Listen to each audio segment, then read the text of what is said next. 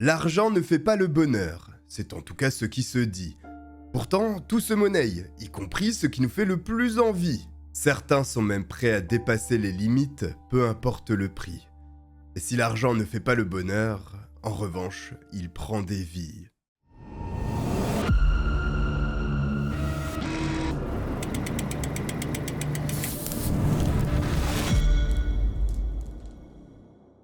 La fin d'année 2009, et notamment le mois de décembre, est une nouvelle page qui s'écrit pour la famille McStay, composée de Joseph, le père âgé de 40 ans, Summer, la mère qui en a 43, ainsi que leurs deux fils adorés encore très jeunes, Gianni, l'aîné de 4 ans, et le cadet, Joseph Jr., âgé de 3 ans. Ils emménagent dans un nouveau coin de Californie à Fallbrook, une petite ville américaine de 30 000 habitants environ, où l'agréable climat permet la culture de l'avocat. D'ailleurs, la commune se revendique comme étant la capitale du fruit, mais elle n'arrive pas à la cheville de Krauter-Gersheim, notre capitale de la choucroute.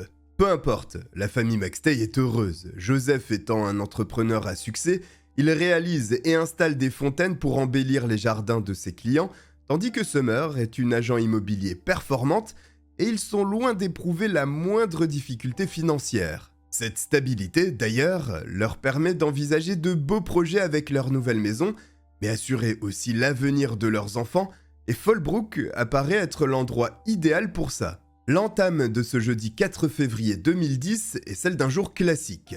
Joseph, le père, est attendu pour une réunion de travail en pleine journée avec son associé Charles Merritt pour discuter d'affaires liées à l'entreprise. Ils se rejoignent dans un restaurant.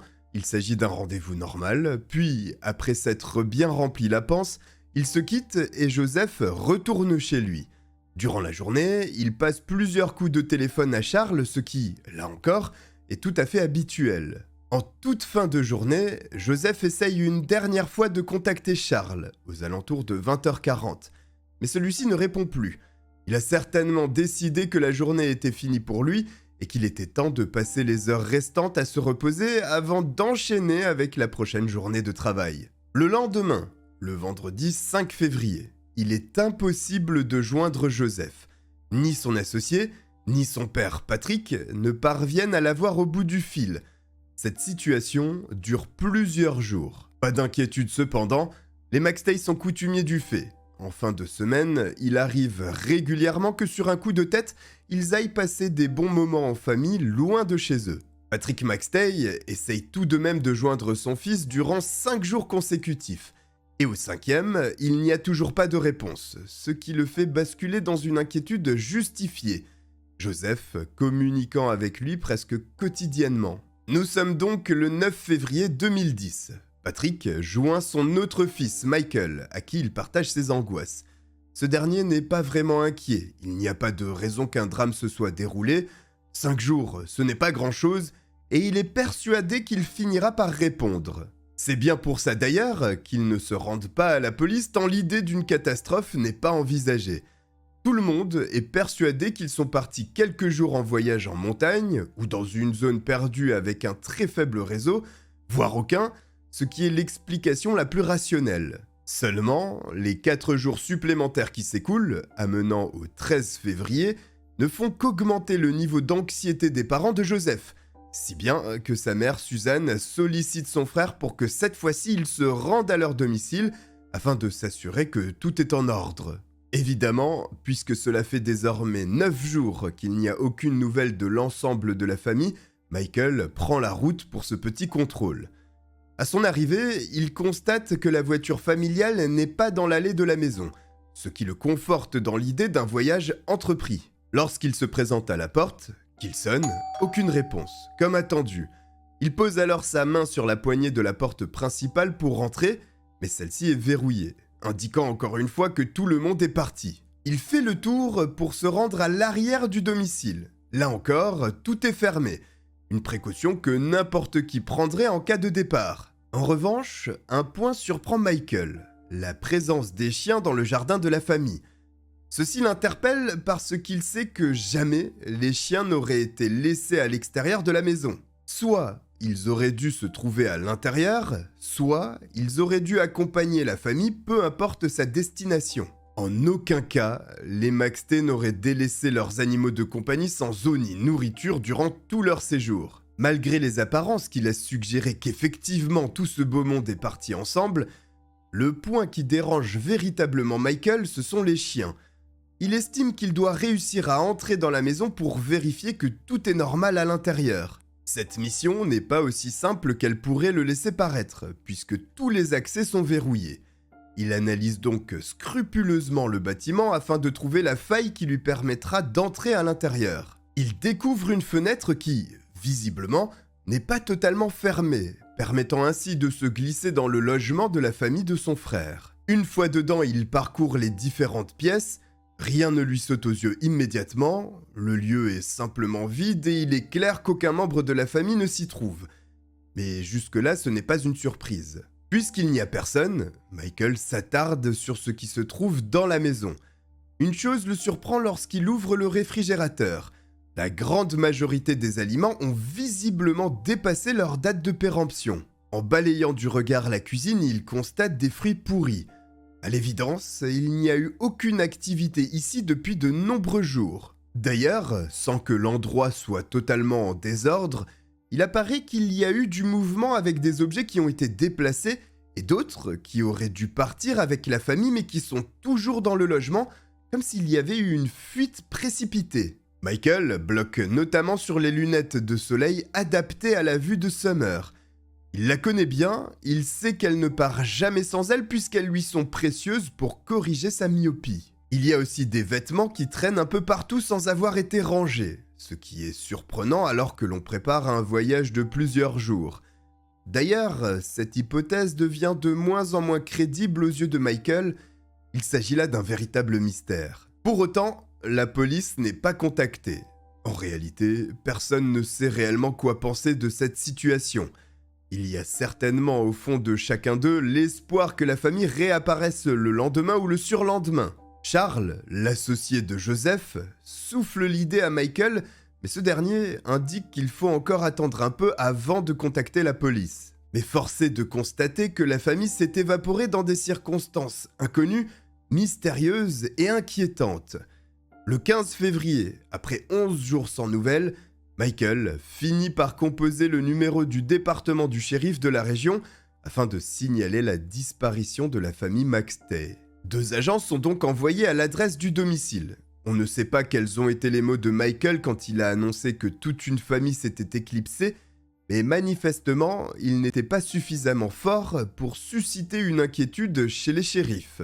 Ceux-ci rencontrent Michael devant la maison pour investiguer depuis l'extérieur, n'ayant pas à mener avec eux de mandat leur permettant d'entrer. S'ils ne l'ont pas fait, c'est parce qu'ils ne considèrent pas qu'il puisse s'agir d'un potentiel lieu de crime. Après un succinct tour de la propriété, les agents ne sont pas réellement préoccupés pour plusieurs raisons. La première, il n'y a pas de traces d'effraction, ce qui signifie qu'il n'y a pas eu de contrainte. La seconde, rien autour de la maison, et d'après les dires de Michael, à l'intérieur non plus, laisse supposer qu'un acte criminel a été commis. Simplement, encore une fois, ce n'est pas parce qu'il y a une absence de ces éléments que cette disparition n'est pas inquiétante. Le seul fait que toute une famille ne donne plus de signes de vie depuis presque 2 semaines, alors même que cela va à l'encontre de ses habitudes, est alarmant. D'ailleurs, la brigade criminelle finit par se saisir du dossier en sollicitant dans la foulée un mandat auprès d'un juge afin d'aller contrôler l'intérieur de la maison. Il faut donc patienter 4 jours supplémentaires durant lesquels la situation restera figée. En attendant l'autorisation délivrée par le juge, les enquêteurs questionnent le voisinage, mais surtout découvrent que l'une des maisons du coin est équipée d'une caméra de surveillance. Le fichier est récupéré et pour la première fois, il y a un élément concret dans cette histoire puisque l'on peut voir sur la vidéo le véhicule blanc de la marque Isuzu quitter l'allée de la maison à 19h47 précisément. C'est intéressant mais insuffisant pour conclure quoi que ce soit. Cela permet tout de même d'avoir une heure précise du départ qui pourra faire le lien avec d'autres éléments s'il devait y en avoir. Tout ceci conduit au 19 février, date à laquelle le mandat autorisant la vérification du domicile est délivré. Les forces de l'ordre entrent enfin dans le logement de la famille Maxté. avec pour objectif de récolter le moindre indice. La recherche de traces de sang, d'ADN, d'empreintes digitales et plus globalement tout ce qui a trait à l'aspect médico-légal est lancé de façon pointilleuse. Les équipes scientifiques sillonnent la maison en cours de rénovation de fond en comble, mais il n'y a rien que Michael, lors de son premier passage, n'a pas déjà vu ou constaté. Les apparences laissent toujours penser que la famille Maxtey s'en est allée dans la précipitation, laissant derrière elle des objets importants, comme les lunettes de Summer, mais aussi les poussettes des enfants, ou bien les chiens délaissés à l'extérieur. Désormais, il faut répondre à cette question. Qu'est-ce qui aurait poussé la famille à fuir la maison en catastrophe ?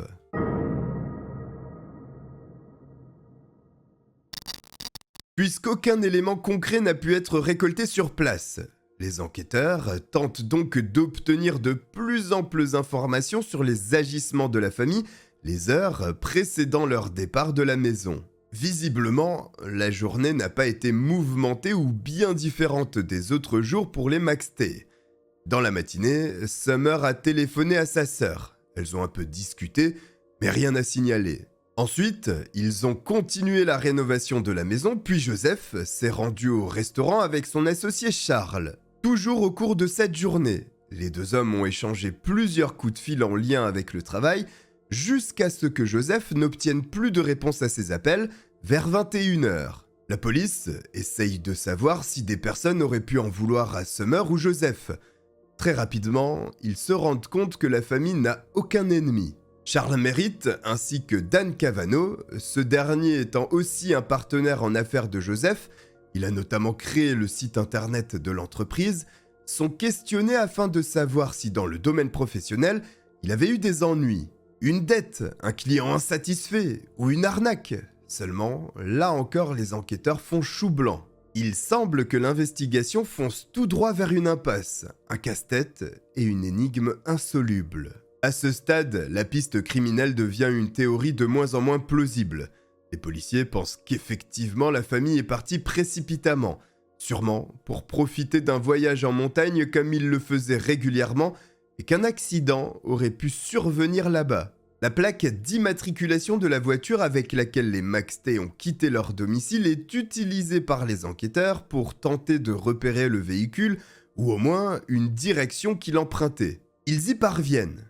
La plaque d'immatriculation permet de remonter jusqu'à la Isuzu blanche, mais l'endroit où elle est découverte rajoute une couche de questions. La voiture est retrouvée au sein de l'espace de stationnement d'une fourrière. Nécessairement, ce premier élément trouble les personnes en charge de l'enquête. Mais ce n'est pas tout. Cette fourrière se situe à San Isidro, une petite ville tout au sud de l'État de Californie et dernière étape avant le franchissement de la frontière avec le Mexique. Il y a plus d'1 heure de route et 120 km qui la séparent de Fallbrook, où les Maxtey résident. Le dernier point est que le véhicule fut remorqué le 8 février.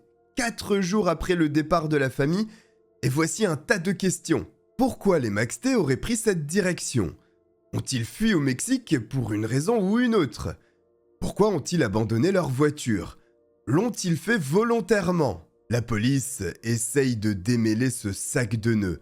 Il faut des théories, et l'une des plus sérieuses selon les autorités est que la famille, pour une raison encore inconnue, a décidé de couper les ponts puis de traverser la frontière mexicaine. La vidéosurveillance de la frontière mexicaine est analysée minute après minute afin de valider ou non cette hypothèse.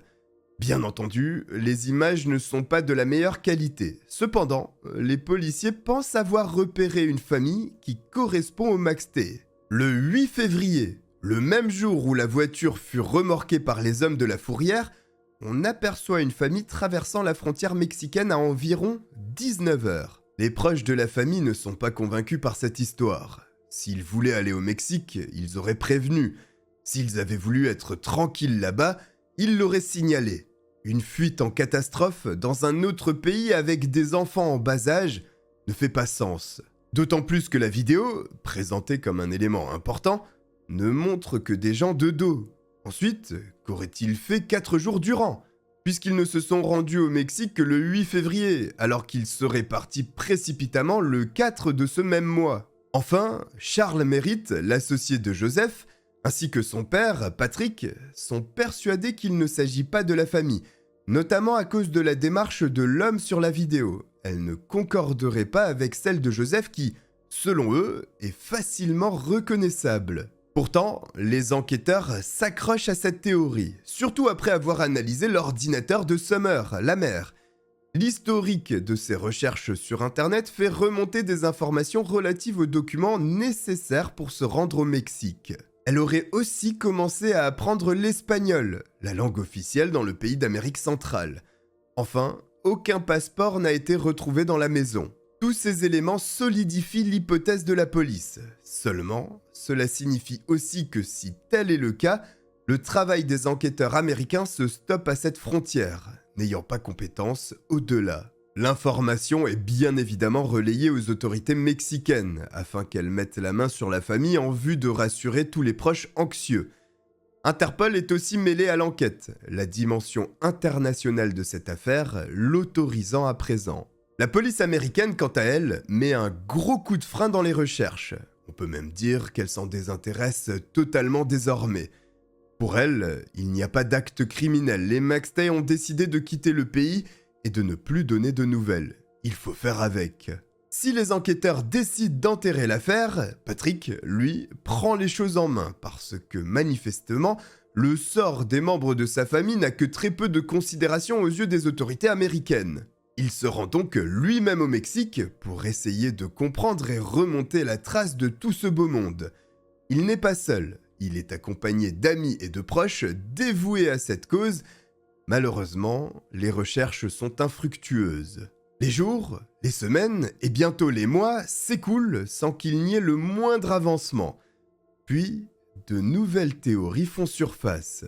Parmi les hypothèses qui se répandent, certaines sont totalement farfelues, comme celle impliquant Joseph, le père de famille, dans un trafic de drogue lié au cartel mexicain. Il n'y a aucun fondement. Il n'aurait même eu aucun intérêt à se fourrer dans une telle panade. En revanche, il y en a une plus crédible que les autres. Summer, la mère de famille, serait à l'origine de la disparition. Elle aurait mis sur pied un plan en vue d'éliminer son époux avant de s'enfuir avec les enfants. Pourquoi pas? Simplement qu'elle serait le mobile pour un tel crime. Eh bien, la relation entre Summer et Joseph elle-même. Parce que Joseph avait eu un enfant, nommé Jonah, avec une autre partenaire. Il n'a jamais rompu le lien et au contraire, essayé de le conserver au maximum avec son premier fils. Trop, selon Summer, à qui cela déplairait que son époux passe autant de temps éloigné de son foyer actuel. Une sorte de jalousie l'aurait envahi. D'ailleurs, Charles Merritt, dans divers témoignages, reconnaît le caractère manipulateur de Summer. Elle aurait tendance à imposer beaucoup de choses à Joseph qui, fou amoureux, accepte totalement. Cependant, il est intransigeant concernant son premier enfant, générant une colère noire chez Summer qui aurait décidé de l'éliminer. Il est vrai que l'état de santé de l'homme, quelques jours avant la disparition, s'est dégradé. Il était pris de malaise, de tournis ainsi que de vomissements, mais aucun médecin n'a été capable de déceler l'origine de ces symptômes. Plusieurs proches affirment avoir effectivement constaté que Joseph n'était pas au meilleur de sa forme. Summer serait-elle donc derrière tout ceci avec un empoisonnement suffisamment lent dans le but d'affaiblir son mari avant d'en terminer avec lui ? C'est ce que croient certains journalistes qui n'hésitent pas à peindre le portrait de cette dernière comme le diable lui-même. Par contre, ce n'est pas du tout un avis partagé par les parents de Summer et Joseph.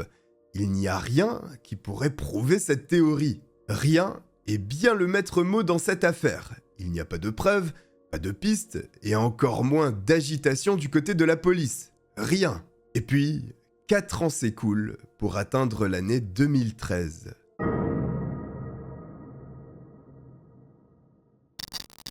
Le 11 novembre 2013, un motard se balade dans le désert des Mojave, tout à l'est de la Californie, tout proche du Nevada. Il parcourt tranquillement ce parc national, puis son regard est attiré par un objet étrange.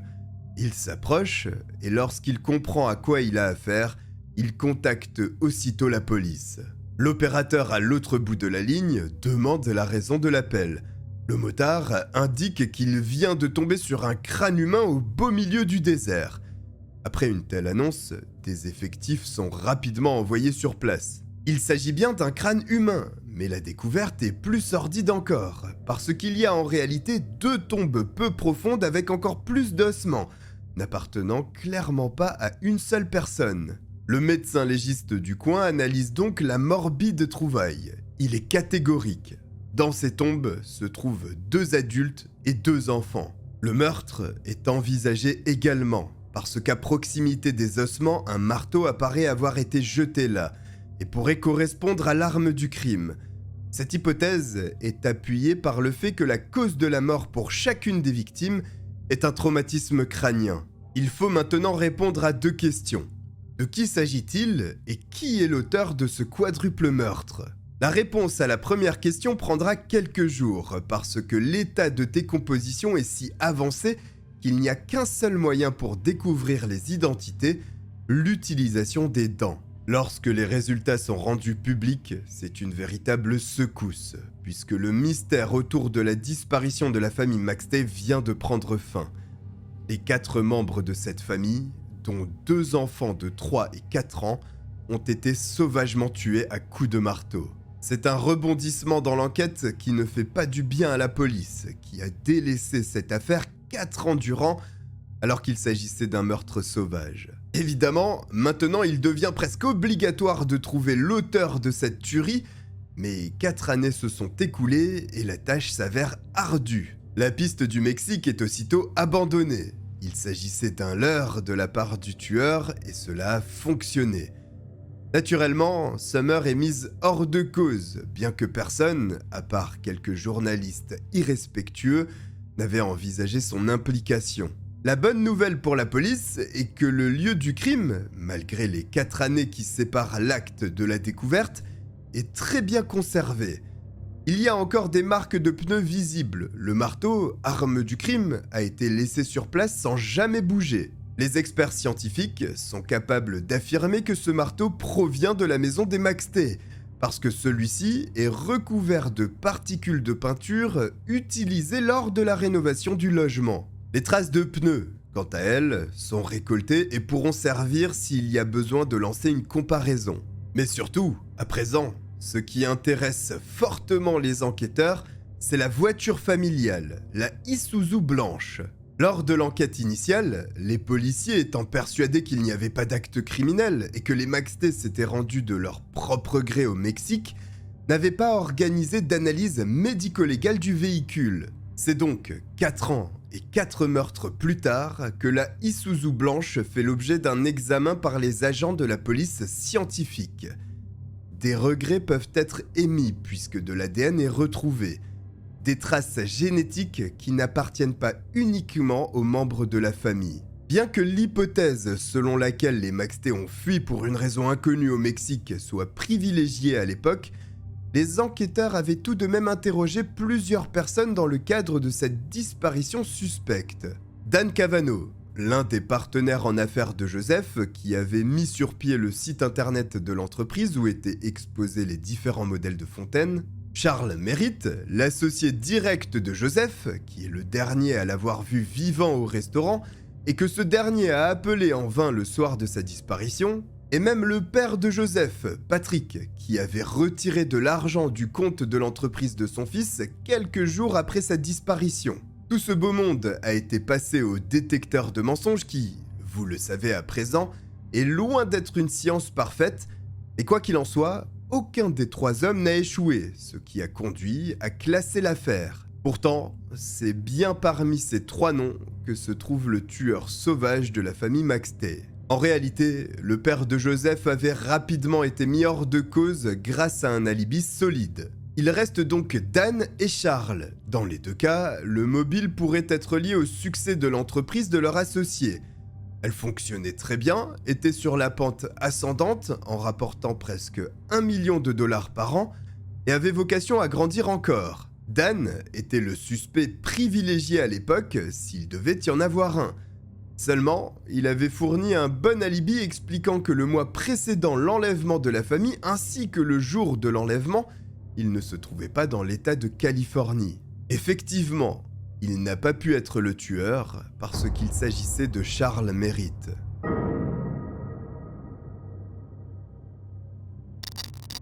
En tout cas, c'est ce que laisse penser l'ADN lui appartenant dans le véhicule familial des Maxté.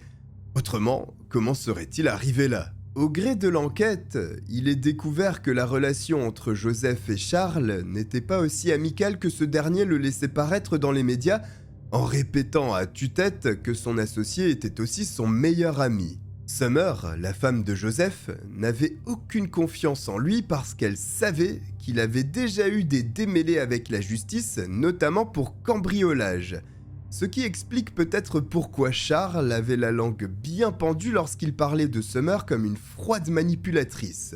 L'élément clé dans cette affaire, ce sont les dettes de Charles auprès de nombreux casinos à cause de son addiction à toutes sortes de jeux d'argent. Mais l'un de ses plus gros créanciers est également son associé et ami, Joseph Maxté, avec un montant difficile à fixer, mais entre 50 000 et 100 000 $.